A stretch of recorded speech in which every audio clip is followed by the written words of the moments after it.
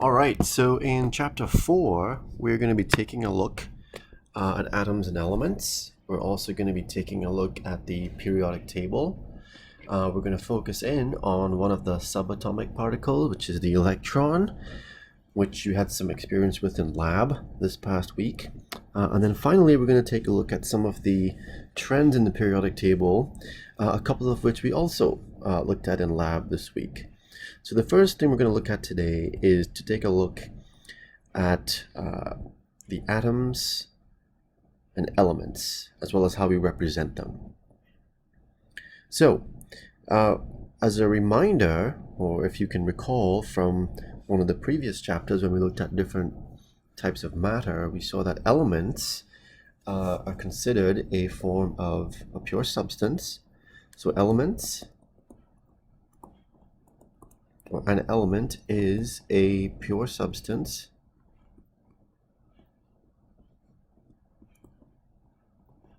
made up of one type of atom. Right, and elements themselves cannot be broken down into simpler things by normal physical means. So for instance, the example that's shown here, this would be sulfur. It's an example of an element, and it'll be made up of sulfur atoms. Right? Similarly, if you have a sample of copper, the copper would be made up of copper atoms. So the names for the elements are varied, and they are derived from a variety of sources, and I'll just give you a couple examples here.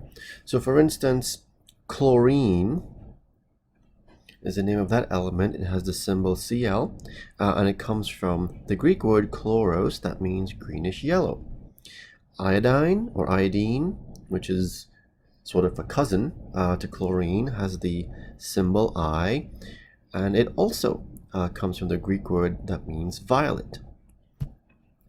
If you look down here, this is tennessine, which has the symbol TS, and as you can probably guess, Tennessee is named after a state. And then the next one right underneath it, curium, which has the symbol Cm, is named after two people, Marie and Pierre Curie. So the names for the elements and their respective symbols can come from a variety of places. So you probably noticed when we looked at the symbols for the elements that they actually can come in two different varieties. So the chemical symbols are just shortcuts to represent the elements, and by extension, the atoms that make up the elements. So the chemical symbols can be either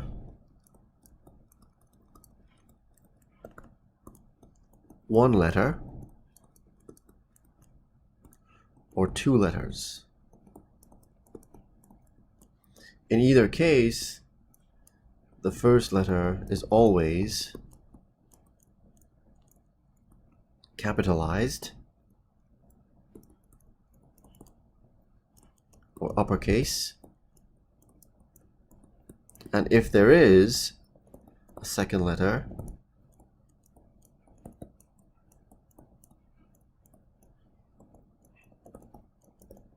it has to be lowercase. All right, and it's really important that you follow these rules, especially if you are one of those people that like to write everything in uppercase letters. So for instance, C, big C, is the symbol for carbon, whereas big C, small o, is the symbol for cobalt. Right, now put another one right next to it. Calcium has the symbol big C, small a. Sulfur has the symbol S, and it's a big S. Silicon is Si, big S, small I. Nitrogen, one letter, big N. Neon, two letters, big N, small e. And then hydrogen, big H. Helium, two letters, first letter H is capitalized, the E is lowercase. right? So you want to be extremely careful when you represent the symbols for the elements. As you probably also noticed, some of the symbols for the element actually may not make a whole lot of sense compared to what the name of the element is. So for instance, gold has the chemical symbol Au. Well, if you look at gold, there is no A in the word gold, there is no U in the word gold, but the symbol for gold, Au, actually comes from the Latin word, which is aurum. And similarly, silver has the symbol Ag, and it comes from the Latin word for silver, which is argentum. Right? Another example of this would be, for instance, if you look up tungsten, tungsten has the symbol W, and that comes from the word Wolfram, which is the German word for tungsten.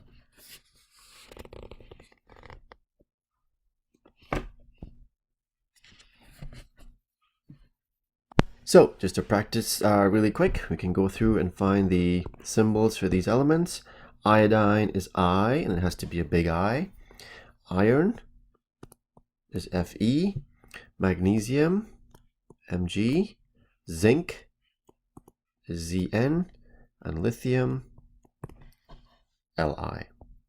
And then going in the other direction, we're given the symbols. You want to come up with the names. P, that's a very commonly mistaken. P is not potassium.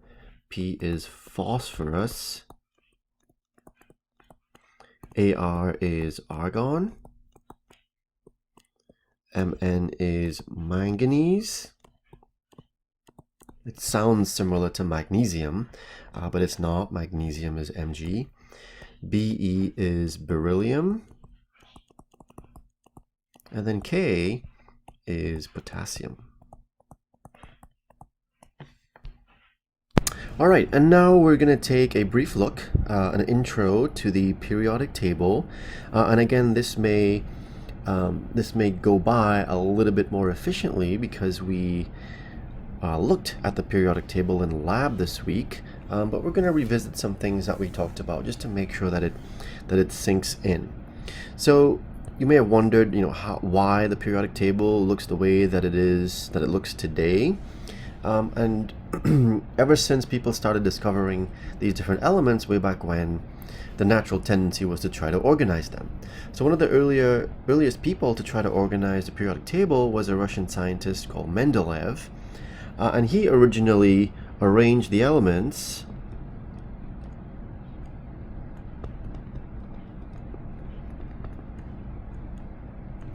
by increasing mass. And when he arranged the elements by increasing mass, he found that they fell into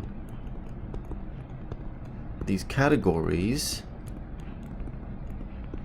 with repeating or periodic properties. And based on this arrangement and based on these repeating or periodic properties, Mendeleev was actually able to predict the properties of elements that had not even been discovered yet. And that is really one of the hallmarks of the periodic table today, is its predictive nature. And we can actually tell a lot about an element just based on where it happens to be on the periodic table. So today, the elements are not arranged by increasing mass, but they are arranged by increasing, and we'll address this term here later on, by increasing atomic number, which is a representation of the number of something called the protons in an atom. Okay, so that's how the periodic table is arranged today, and that's why it looks the way that it does. So, a couple things to note about the arrangement of the periodic table. And we can separate, or we can identify two different types of characteristics of the periodic table. The first are what are known as groups. And groups are the vertical columns on the periodic table. So these are often referred to as families, but we preferentially use the term group. Periods are the horizontal rows.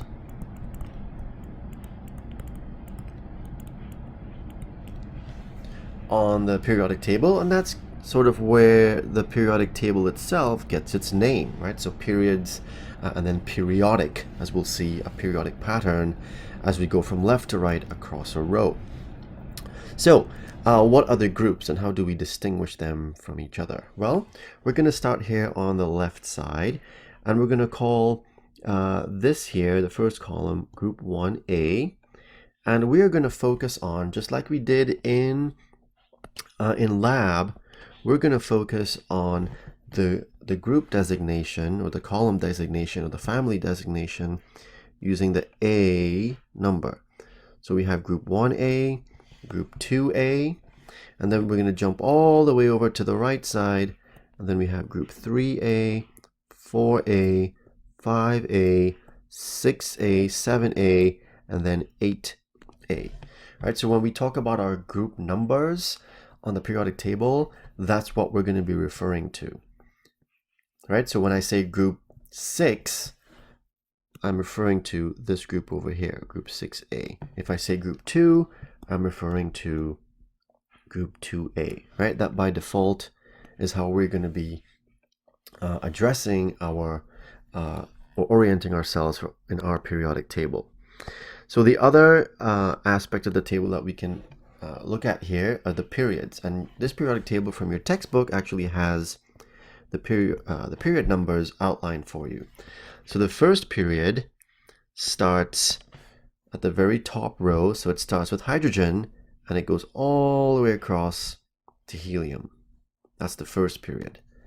Period 2 is Li, lithium, beryllium, then all the way across to boron, carbon, nitrogen, oxygen, fluorine, and neon. Period 3 starts with Na, sodium, magnesium, then we go all the way across to aluminum, silicon, phosphorus, sulfur, chlorine, and argon. All right, and then we can go down period 4, period 5, period 6, period 7, etc. All right, so we have our groups, which are the vertical columns or the families. This should be group 1, this should be group 2, and then group 3 is considered all the way over here, group 4, group 5, etc. And then the periods go from left to right. So period 1, period 2, period 3. So we can use the group number and the period number as sort of locations designation for different elements on the periodic table. So we can use the group number and period number to locate elements.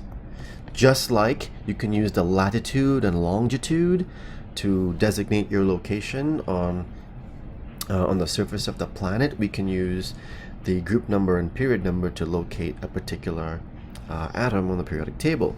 So for instance, if I were to find magnesium right here, that's Mg, we can say that magnesium belongs to group 2, and it is also in period 3. Right, so magnesium is in group 2 and in period 3.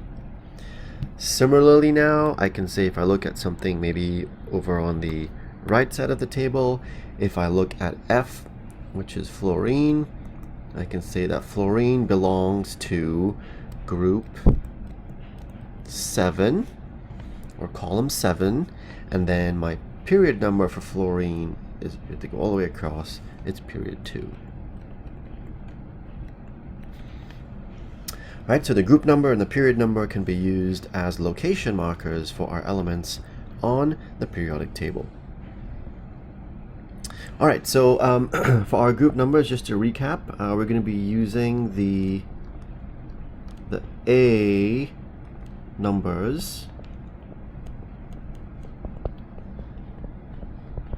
to designate our groups or columns on the periodic table, and we mentioned this in lab as well. All right, so if we go back here really quick, we're looking at our A numbers like these, right? So we're not going to focus on the 13 or the 14 or the 15 or the 16 or the 17 or the 18 too much. We're going to focus on these A numbers here. So it makes it a little bit easier, especially when it comes to looking at some of the trends on the periodic table. All right, so there are some special names that we give to certain groups or certain families, and we need to know these. All right, so we're going to go through 4 of them that you need to be familiar with. So group 1A, or group 1, is called the alkali metals. Right, so these would be things like sodium or potassium, for instance. Everything in this group here would be considered an alkali metal. Group 2, right next to it, is called the alkaline earth metals. So that would include things like magnesium and calcium, etc. This would be right here. And then if we go over to the right side of the table, we're going to see some special names associated with those 2 columns on the right side as well. So group 8, these are called the noble gases. Okay, and noble, not Nobel. So noble gases. Sometimes you'll also see the term inert gases being used.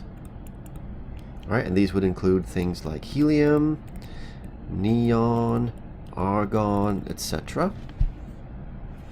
And then the column right next to it, group 7. Okay, so this is group 8. Then group 7 would be this group here. This is called the halogens, or halogens if you want to pronounce it differently. This would include things like fluorine, chlorine, bromine, etc. All right, so those are the 4 special group names, column names, or family names that you need to know. The other groups are not going to have any common names that we're going to focus on. The other thing that I want to point out to you really quick here is in the very middle of the periodic table, all of these columns here, we collectively refer to these as the transition elements, right? Or the transition metals. And we mentioned these in lab this week, right? So we collectively call these the transition metals or the transition elements. But there are special names given to group 1, group 2, group 7, and group 8. So when we look at the periodic table, we can now clump, or we can put together some of these columns, especially when it comes to determining some of the general trends. So we can refer to what are known as representative elements.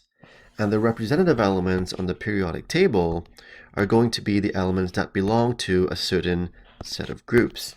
So the representative elements include the elements in groups 1, 2, and then groups 3, 4, 5, 6, 7, and 8. So these are the groups that are the 2 left columns, or groups, and then the 6 columns or groups on the right side of the table. All right, so our representative elements would be these 2 columns here on the left, groups 1 and 2, and then groups 3 all the way through group 8, right? So these would be our representative elements. We're not considering the transition metals as part of our representative elements. So when we start looking at the trends in the periodic table, we're going to just focus on those groups solely.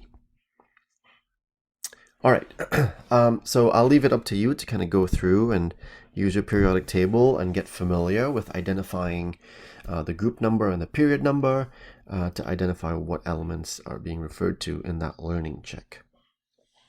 All right, so the other thing we'll take a look at here in our periodic table, if you look closely at yours, is you'll see this zigzag line over to the right side of the periodic table right here. Kind of looks like a staircase. And what that zigzag line does is it separates to the right side of it your non-metals.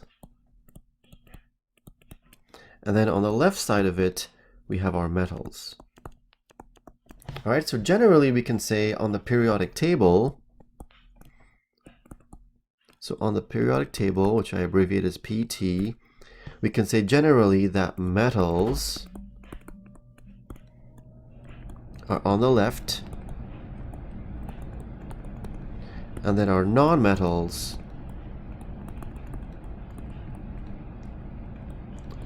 are on the right.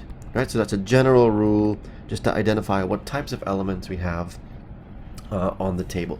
So that zigzag line, that staircase, right about here and goes all the way down, that separates to the left metals from the non-metals on the right side. So let's take a look at some of the properties of our metals and non-metals, as well as sort of an intermediate category. So most metal, as you probably know, are going to have metallic characteristics, so they're going to be shiny, and they tend to be solids as well. So things like copper, gold, and silver have those characteristics.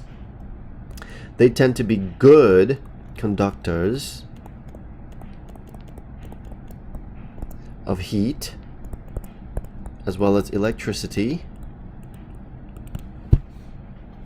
They also tend to have high melting points, which we abbreviate as MP, and also boiling points, which we abbreviate as BP.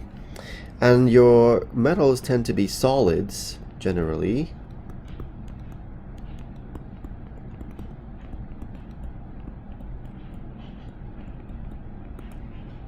at room temperature. Right, room temp is often abbreviated as RT. All right, so those are some general properties of metals. The other couple of properties here that you may know is that your metals, things like copper, gold, and silver, they tend to be what are known as ductile, which means that they can be drawn into wires very easily, and also they can be malleable, meaning that they can be pounded into sheets, for instance. All right, so those are some general properties of our metals. Non-metals, on the other hand, are going to have properties that are sort of opposite to our metals. So non-metals on the right side of the periodic table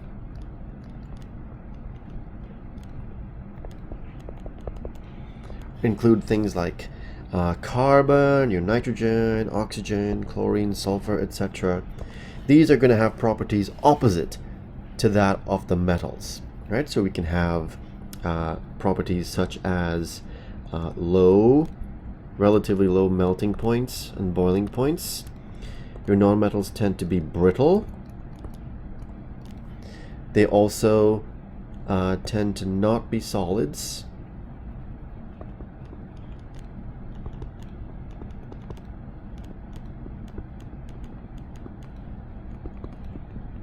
at room temp. And they also tend to be poor conductors of heat and electricity. Right, so we can see that they are sort of opposite to the properties of the metals that we looked at previously. Right, so you'll notice here that nonmetals we said are to the right side of the periodic table. There is one important exception to that, right, and that is hydrogen, which is actually the first element, and it's on the left side. But it is a nonmetal. But it is on the left side because it actually has properties similar to the elements below it in that same group or family. So we've seen metals, we've seen nonmetals. The third category that we're going to take a look at are the elements known as metalloids.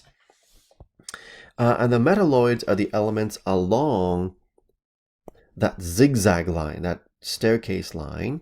Metalloids are often called semi-metals.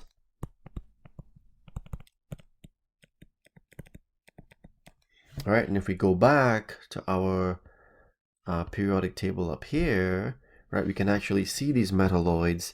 They are depicted in green, right? So the metalloids here tend to straddle the zigzag line or the staircase.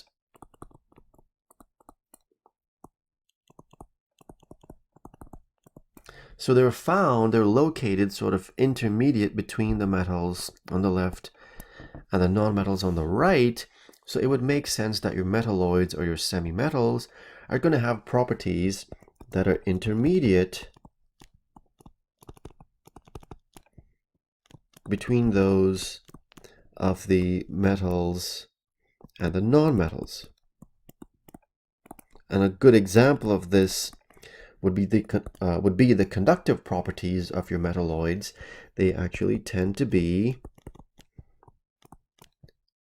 semiconductors, right? Rather than being really good conductors or really poor conductors. So a good example of this would be something like silicon, Si, right? Which is found in a lot of your electronic devices. So if we compare the general characteristics of a metal like silver, a non-metal like sulfur, and a metalloid like antimony, right, we can actually see the differences between them in terms of their physical properties, whether they're shiny, whether they can be drawn into wires, whether they're malleable or not, whether they're good or poor conductors, and their relative densities, and then the big differences in the melting points of those. So there's some important differences between the metals, the non-metals, and the metalloids, which are sort of intermediate between the metal and the non-metal. So out of all the elements on the periodic table, there are several of them that are important for a variety of functions for a typical human being. The elements here that are in red, hydrogen, carbon, nitrogen, and oxygen, these are what are known as major elements in the human body, and these are found in things like your biological molecules. So you find them in your proteins, in your lipids, in your carbohydrates, right? And they're also found in water, right? Hydrogen and oxygen.